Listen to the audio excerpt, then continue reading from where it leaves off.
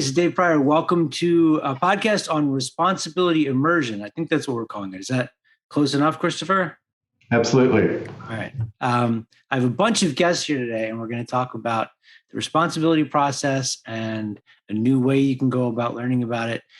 This is something that has deeply, deeply impacted me. It has rewired my life, and I've been kind of working with it for a while. I have not yet gone all the way through one of these programs, but I'm a really big fan of Christopher's work and the way that it affects me and it affects other people. So we've got a couple of guests in here. I'm going to ask them to introduce themselves in a moment. And then we're going to talk through what the responsibility process is. We're going to talk about the immersion program that's coming up and how you can learn more about it before it starts if you're interested in that. I promise you, though, if you head down this path, you have to be brave because there's some scary things along the way and it will change you much for the better, but it's definitely going to have an impact. So thank you all for being here.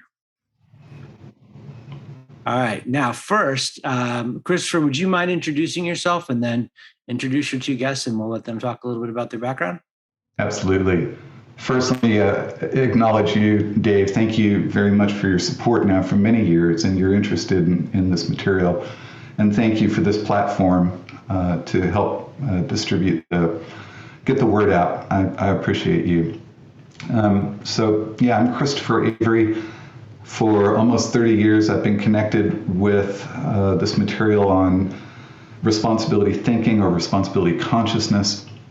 The poster child for all of these years is the responsibility process, which if you're listening and not watching this, I've got the responsibility process stack of words on my virtual background behind me, and I'm pointing at it.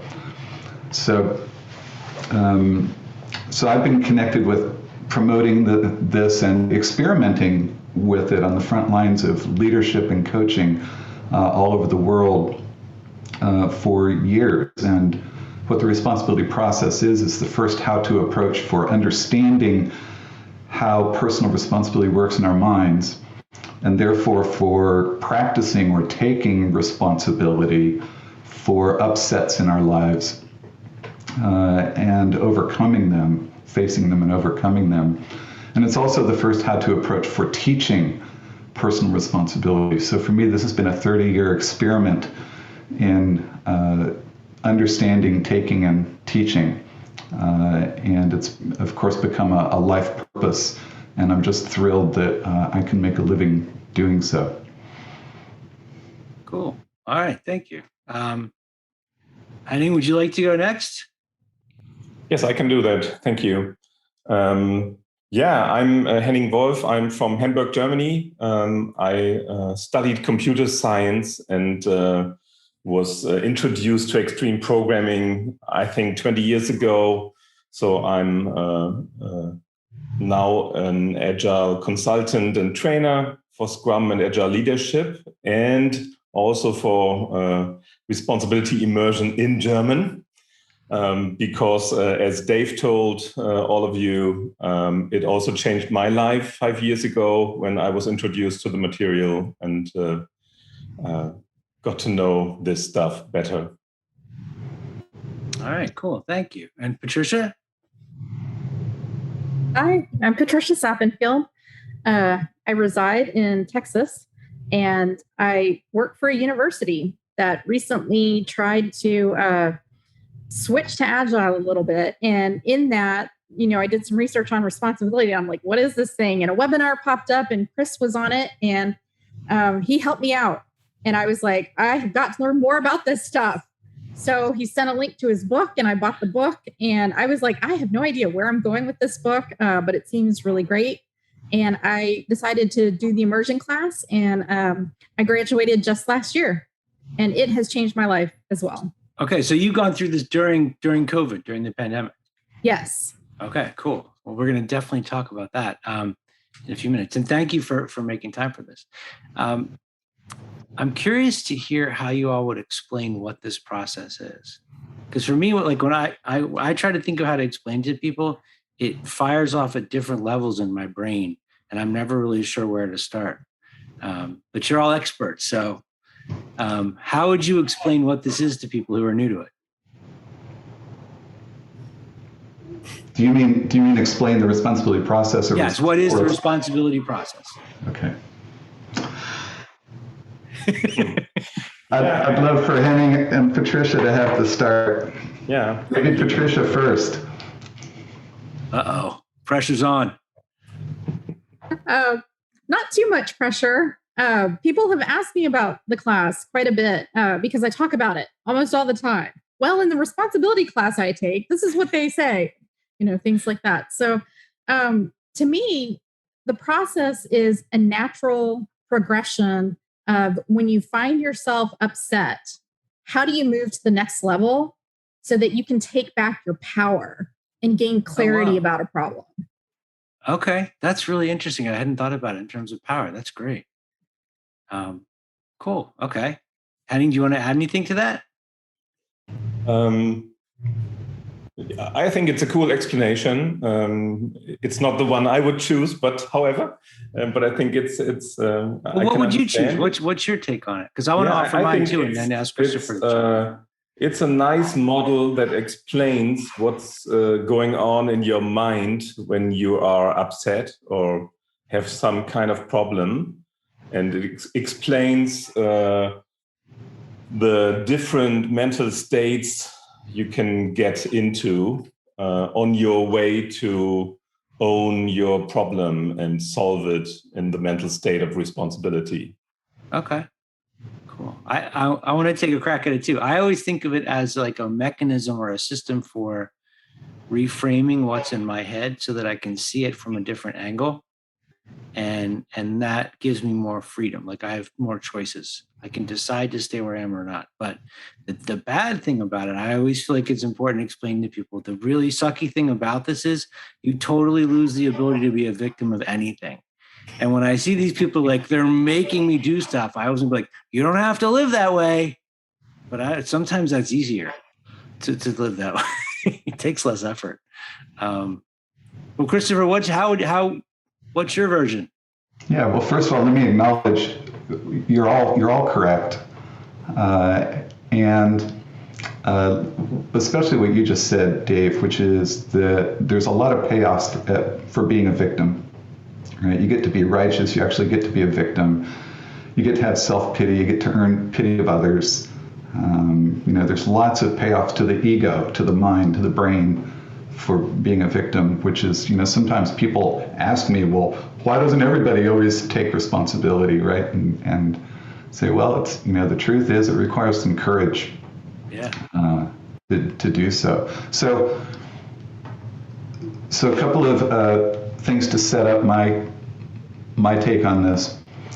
From the dawn of civilization, the talk about personal responsibility has always been that no matter what happens to you, you have the ability to respond. So there's all these pithy, inspirational quotes about it's not how many times you get knocked down in life, it's how many times you get up. And it's not what happens to you that's important, it's how you respond that's important. So it turns out that there is a psychology of responding.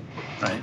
And as Patricia said, it's a natural mechanism in our minds.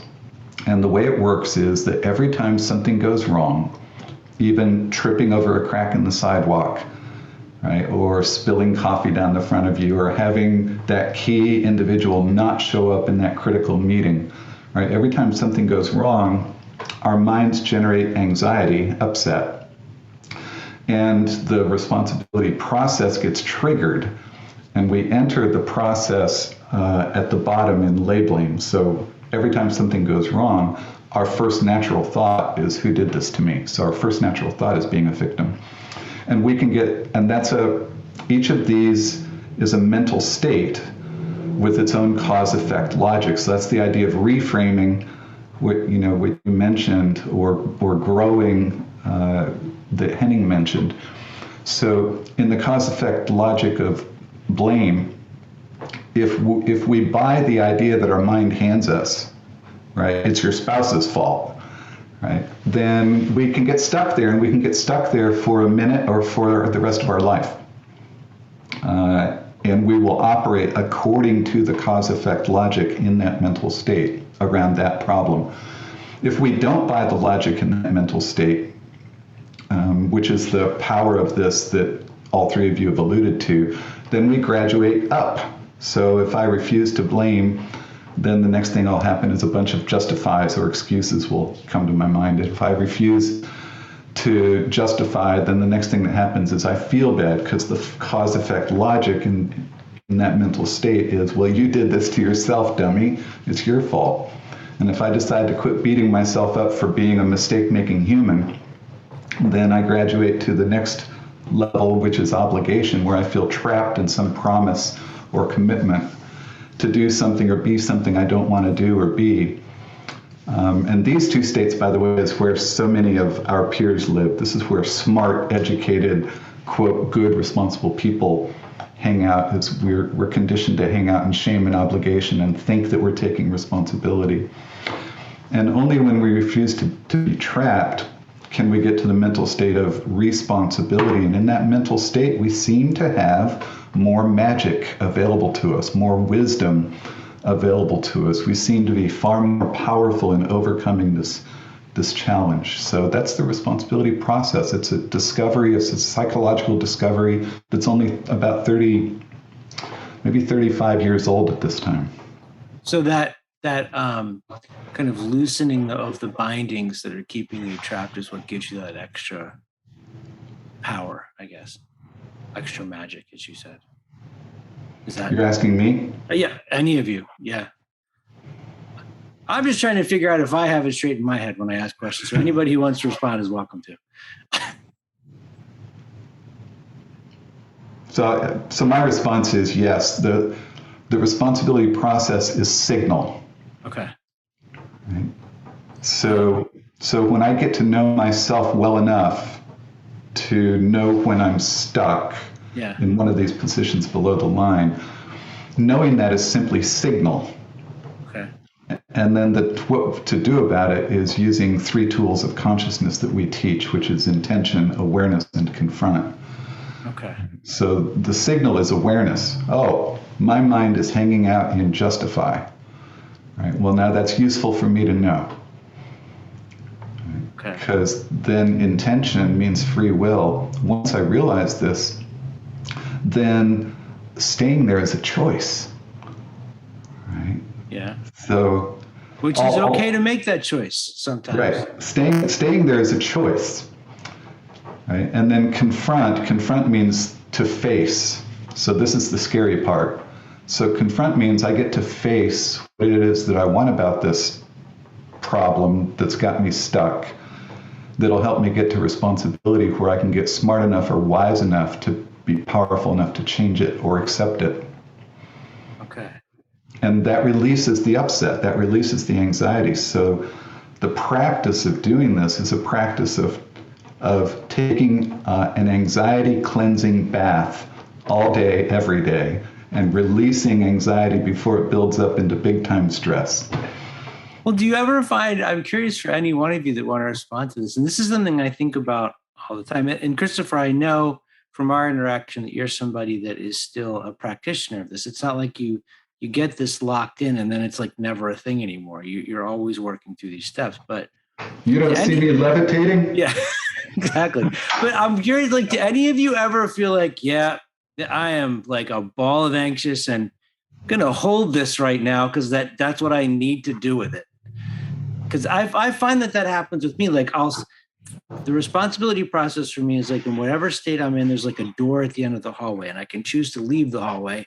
And now I know that door's there. But sometimes I'm like, no, I'm going to lock in for a little bit. Does that ever happen to any of you? Or am I just like bad at this?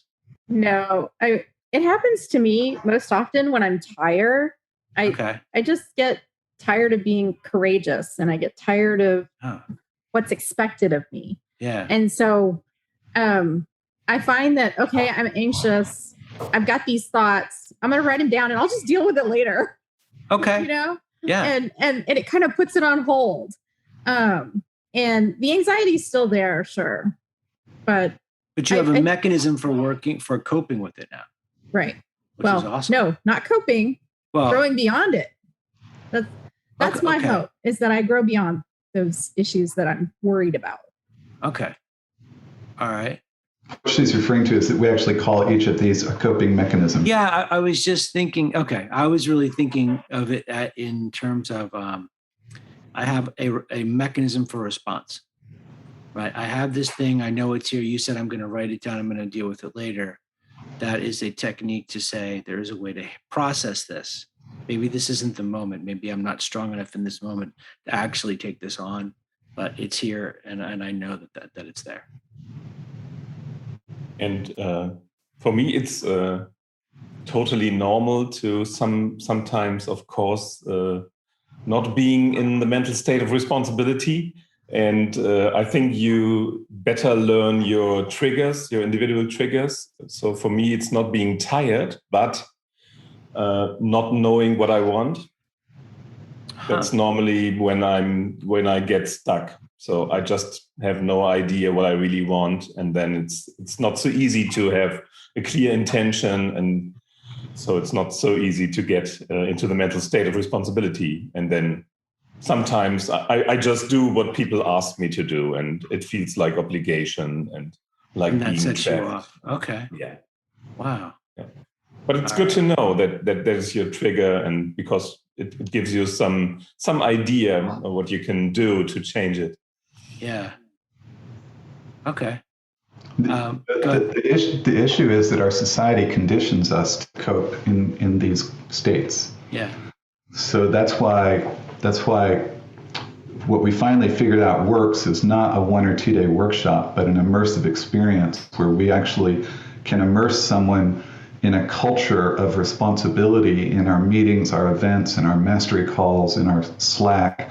They're participating in a culture of responsibility thinking that is diametrically opposed to the culture of coping that they live in out in the world. I think that's an important thing, because it's not, I feel like it's not for the faint of heart. It's not, I think not everybody, I've given your book to a bunch of people and I'm like, this changed my life. You really need to read this. And they're like, yeah, thanks.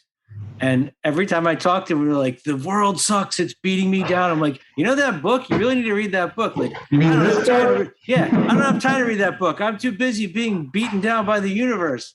I'm like, all right, fine. And then it's just, I don't know. It's like one of the first things that I picked up was like, you can't try to use this to fix other people. And I'm like, okay, but can I at least let them know that it's an option? But it's hard, I think, when you're stuck to see that. Maybe you can't change the fact that there's a pandemic and you're stuck in your house or whatever, but you can change what you do with that. And I think that's the thing that can be really powerful, but I think also really scary too, because then it's on you. Yeah. Okay, well, let's talk a little bit about the campaign that you're about to start, because there's an immersion program coming up that I want to talk about. But there's first the part where people can start to learn about this in a non-salesy way. So let's do that. So immersion is a 20-week program, and you go through it in a group, or what we in the U.S. call a cohort. I think Germany, you call them groups. Is that right, Henning? Yeah. And so we're about ready to start cohort 5 in September. And for people who are interested, what we do in terms of our marketing is we do a no selling, no pressure, totally content and value oriented, service oriented approach to marketing, where we develop a lot of great content and share it with people so they can self-qualify, and so they can determine the fit of the product for themselves. And so starting on the 3rd of August of 2021 and continuing until the 18th of August, people can request a 7-day email series called Responsibility Immersion, What, Why, and Who. And in that series, it's full of charts and graphs and analysis and some stories that sets up the before picture about who joins immersion and why, and what are they seeking, and what are the benefits that they think they're going to get out of immersion. And then the after is, what did they really get? And so we measure these things both right at the beginning of the 20 weeks and then right at the end of the 20 weeks. And we now have enough data to be able to share that. So I've just built this free email series for anybody that wants it to get 800 or 1,000 word a day email from me. So about a 5-minute read every day for 7 days. And no selling, no promotion. If they get to the end of the series and they think they might be a fit and want to hear more, then they can click a link in the last email. And we will include them in the group of people that we send promotional materials to, Okay. Which does have an offer to buy and get involved and get one of the 30 seats in immersion.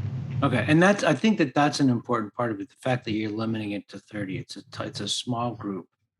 They're gonna be working together for a while. I was glad to see that because I feel like with the online groups, when it gets too big, it gets a little bit harder to show up and really be open with people sometimes if you don't really get to know them. And this is a thing that's going to expose some vulnerability. I mean, you have to be brave enough to be vulnerable to participate in this, right? Well, if you want to get value out of it. If you want to get value out of it, you want to put yourself on the hot seat and ask for some help. Okay. Because you want to realize you're stuck somewhere, right? And what smart, educated, good people in our society believe is that they just have to suck it up.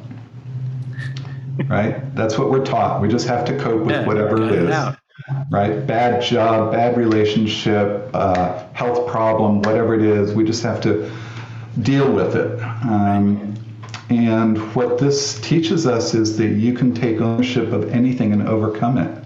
Doesn't matter what it is. I just got an email from my friend David Dame. David Dame just switched jobs from being a head of software for a bank in Canada to being the head of accessibility, the director of accessibility for Microsoft. Wow. David Dame has cerebral palsy. And David Dame has just spent the last year with a goal to do a 5K, to get out of his electric chair and do a 5K. And he has transformed his body and dropped a bunch of weight and worked out. And he just looks so different. And as long as I've known him, his tagline has been, "I have cerebral palsy, but it doesn't have me." Oh, cool. Right? Yeah. So the idea of taking responsibility for anything is that you can either change it or you can come to a place of total acceptance and love around it.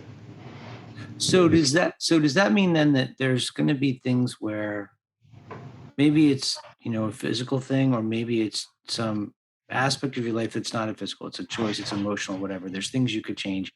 And you may select to not change that thing at this point in time, but at least you're acknowledging that it's a choice that I've made. And so there's still power in being in a different state because you've made that choice. A classic one is someone in a job that they hate, right? But they really, really, really want the paycheck. Right. So, I don't think Patricia or Henning or I, first of all, we never tell people what our solution is for them, okay, right? Because what taking responsibility in that situation looks like for you and for me and for Patricia and Henning could all be different, right? So what I would encourage them to do is to, enjoy the paycheck and start creating a vision for what they want when they do change it.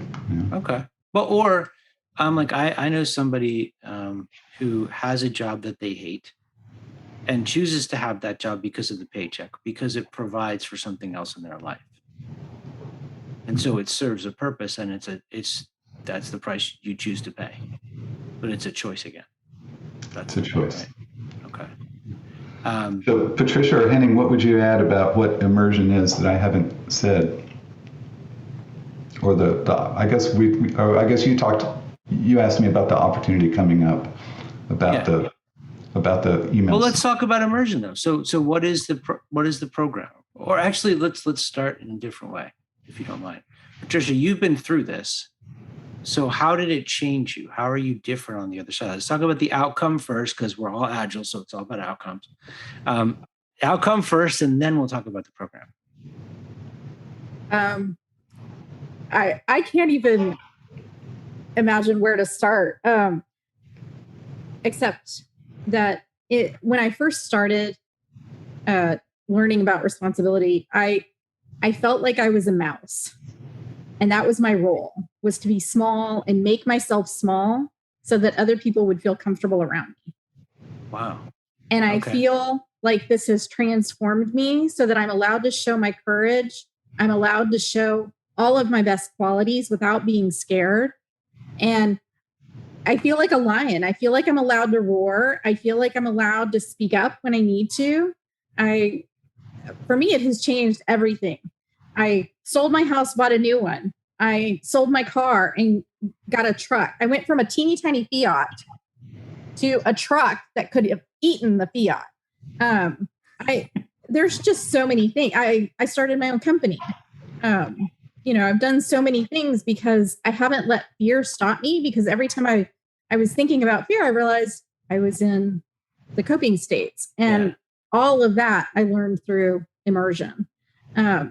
And one of the things Christopher had mentioned is that, needing courage to go on this path. And I think in the beginning, I didn't have any courage. I just knew that I couldn't stand my life anymore. And I wanted change. Wow. I wanted to change. And I didn't know that I needed courage to go through the process. So, I was like, okay, I'm going to try this thing, and see where it goes. Okay. And it gave it to me. So. And what about the cohort? How did that affect you when you went through? Yeah, so the cohort was great because in the beginning you're like, oh, I don't know about these people. I don't know what I feel comfortable sharing. I don't know what I want to hold back. I'm like, are we going to share too much? This is a lot of information that gets shared in the groups. But like by the third or fourth meeting, you feel like, oh, these are my best friends and I can't wait to go. I learned something new. I learned something about the other people. It was a lot of fun. Cool. Okay. And you'd read the book before you signed up, right? Yes. Okay. So I'm curious if is that something that people need to do before they participate, or are they going to learn the whole thing along the way? Absolutely not. It's like the book skims the surface, and what the practice does is put it into your life. Okay. And for me, that was just hard to translate from the pages of the book. Yeah. I can see that. I mean, my introduction to it was through conversations with Christopher, and then the first time I read the book. I think I've read the book 4 or 5 times, but it's always a thing that like it just kind of pings back against an echo of something that reminds me, like, oh yeah, that thing.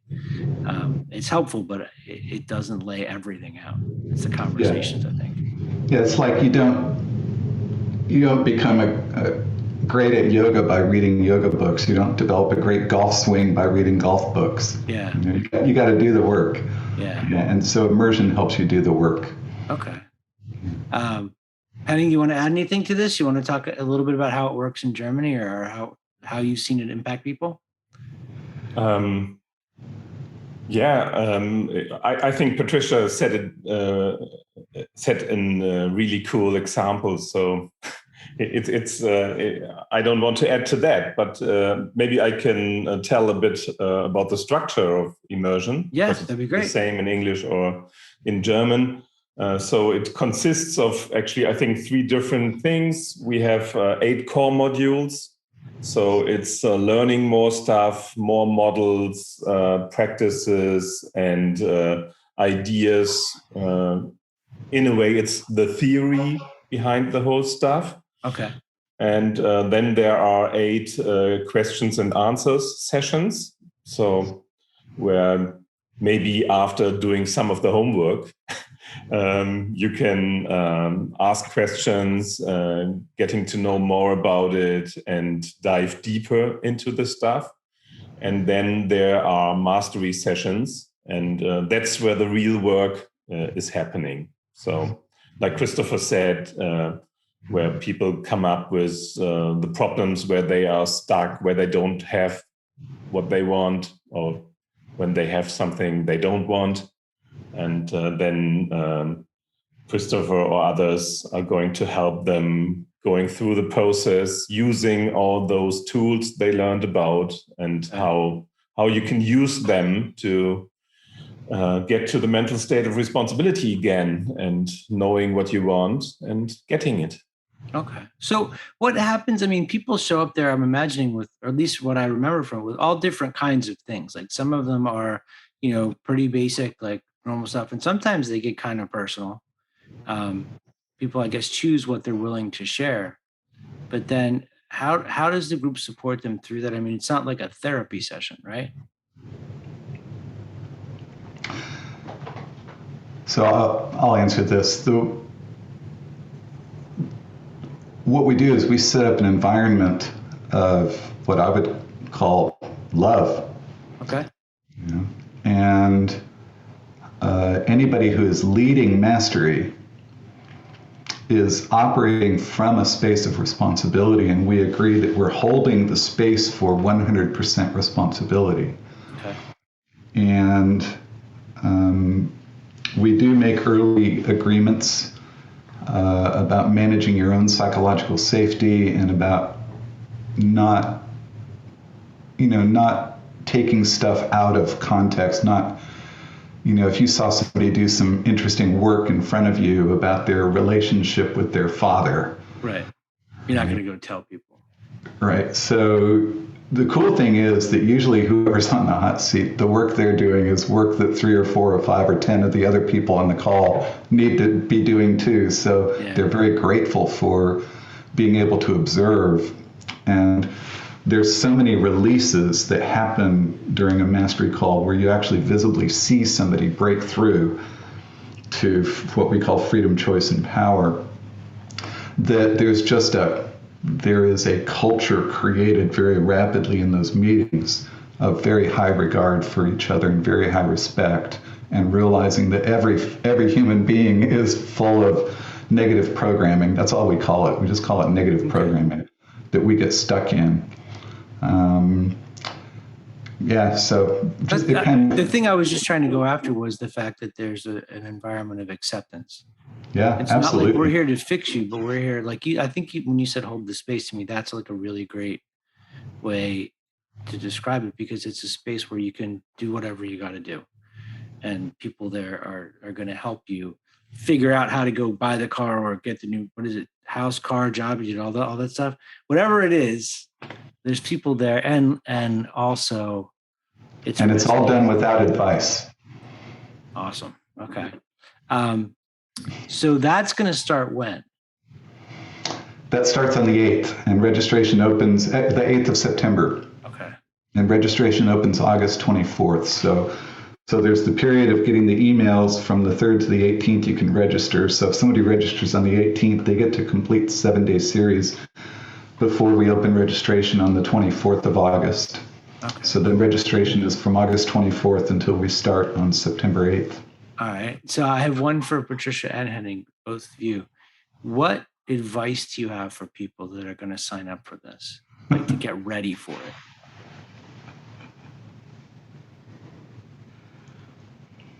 Patricia, I guess if you don't mind going first. Well, I think it's funny that you asked for advice, because the first thing we do is call it. So when we call, we say, okay, I'm going to give you some advice, but you do realize that whatever I offer worked for me and it may not work for you. Okay. So if you were going to tell the earlier version of you before you took the class, what are some things that you could say to yourself that might have eased your path as you went down it with this course? Number 1 would be take a few deep breaths. Okay. It's going to be okay. And number 2 would be, don't be afraid to speak up. Everybody's there working for you and with you, and in a spirit of love. Okay. That's great. Henning? Yeah. I am very impatient. And so for me, it was important to learn to go to use this room between stimulus and response. Uh-huh. So the program has a very cool pace, but it's not as fast as some of my Scrum Master teachings are. And I think it's a good thing, but it took me a while to understand why it's so important for immersion, that you have time to process all the stuff you heard about and what it makes with your part of the human operating system in your brain. So, okay. I think it took me 4 or 5 modules before I really realized that it's not that it's good for me to have some time to reflect on it. So I think the other thing.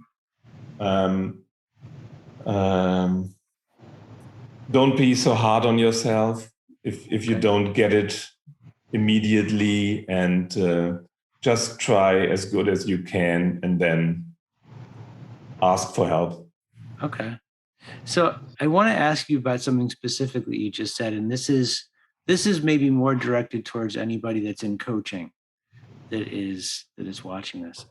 You just described yourself as impatient, which you seem to me to be anything but. And one of the things I've commented to Christopher on in the past is when I'm at conferences and I talk to people, I can pick out the people that have been through Christopher saying, like Ilker was one of the best examples. We were talking for like 2 minutes. I'm like, you've been through Christopher's program, haven't you? It's like these people have like a light coming out of them, and they have a way of speaking that is so just patient and calm. I'm curious about what, as a coach, right, and trainer, what has changed in you as you've evolved through this stuff? Like, is there some mechanism that kind of tipped over and you were slightly different somehow?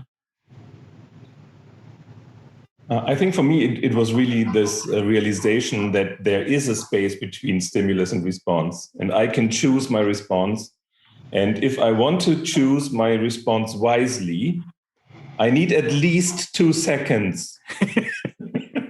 And that's not too hard to think 2 seconds before you answer. And people will not run away. People don't think you are stupid or whatever. So, it felt very useful for me to do so. I wonder if there's okay. I just wanted to build on that just briefly. Yeah. So this is, a lot of people have said this to me, that like you are able to pick people out who are responsibility thinkers. And the reason is that they're very deliberate in their speech and what they have to say. And the reason they're very deliberate is because they've turned off the reaction, right? So most of us have created autopilot. So instead of stimulus response, it's stimulus react on autopilot. And that's the mechanism that's tipped over. Yeah. And so we actually engage rather than react. Okay. I guess that's the thing that I'm a little bit scared of that too. I want that, but I'm scared of it.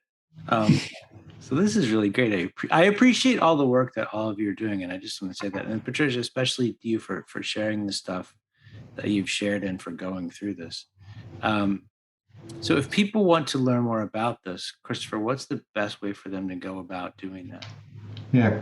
Can I share screen real quickly? Yeah, I'm going to have to turn that on. So give me 1 second. There you go. Now you can do it. Cool. So whenever you are watching or listening to this, you can go to responsibility.com/immersion. We usually have a box at the top of the page that kind of gives context for what's going on right now. So this talks about the registration and the next 20-week session. You can even click to see the schedule to see if it fits your life. By the way, this is optimized for people who are in the Americas and in Europe. Not yet very optimized for people in Asia. Although I have had members from there that show up on our calls and it's 1 o'clock in the morning for them. The other thing that I really recommend that you do is just get on our free responsibility community. And again, it's a no selling 100% content. You have to actually ask for us to send you promotional material. And so that's at, you can, from anywhere on our site, you can find the join button to sign up for the Responsibility Community newsletter. And, you can find me on all the main social media. Well, for me, main means LinkedIn, Facebook, and Twitter. No TikTok for you? No TikTok for me, sorry. All right, cool. Thank you. So Henning, what if they want to get in touch with you or find out about your programs or your Scrum classes, like any of the stuff that you're doing? In Germany, you can use the domain selbstführend.de. So I'll put it in the show notes. Leading yourself first. Okay. So in German. Yeah, and you will find all on the classes we teach and also our immersion program. Great. Okay, thank you. Patricia, what if people want to reach out and ask you questions about what you learned? If they have questions, they can check me out on Patricia_Sappenfield at Baylor.edu. Cool. All right. Well, thank you all very much. I appreciate you making time for this. And if you're watching, please go sign up for at least for the information up front. It's going to change your life in a very positive way. And I'm saying that as somebody whose life is changed by this stuff every day, because it's a mechanism that doesn't, once you turn it on, it just keeps going. And it's always kind of like poking you on the shoulder going, dude, pay attention. It is definitely a growth mindset. Yes. Yeah, absolutely. So thank you all very much. Thank you, Dave. Thank you. Thank you, Patricia and Henning.